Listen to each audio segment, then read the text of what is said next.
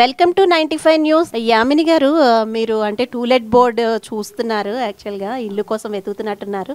అంటే ఎక్కడుంటారు మీరు జనరల్గా? మేము ఖైరతాబాద్లో ఉంటామండి. ఖైరతాబాద్లోనా? మీరు ఏ గవర్నమెంట్ వస్తే బాగుంటుంది అనుకుంటున్నారు? కాంగ్రెస్ వస్తే బాగుంటుంది అనుకుంటున్నామండి. ఎందుకో తెలుసుకోవచ్చా మేము? ఇల్లు లేని వాళ్ళు చాలామంది ఉన్నారు కదండి. కొంచెం ఇల్లు ఇస్తే బాగుంటుంది. ఇల్లు లేక ఇబ్బంది పడుతున్నాం సిటీలలో. మరి ఇప్పుడు కేసీఆర్ గారు కూడా డబుల్ బెడ్రూమ్ అది అలాట్ చేశారు కదా, మీకేం రాలేదా అందులో?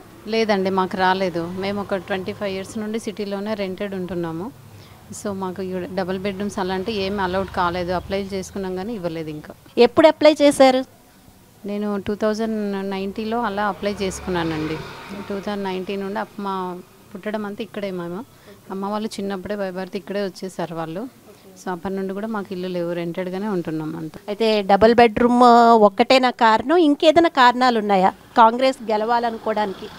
లేదండి, గెలిస్తేనే బాగుంటుంది. ఎందుకంటే యాక్చువల్గా అన్నీ కూడా రేట్స్ ఎక్కువైపోయాయి కదా, ప్రతి దానిపైన ఎక్కువ ఇదవుతుంది. ఇంకా అలా అని చెప్పేసి మేము కష్టం చేసుకొని బ్రతకాలి ఇక్కడ సిటీలలో. సో రెంటెడ్ ఎంత పే చేసుకోవాలి, దీనిపైన గ్లోసరీ పైన ఎంత పే చేసుకోవాలి, మాకు చాలా ఇబ్బందిగా ఉంది. సో ఇస్తే బాగుంటుందని అనుకుంటున్నాం.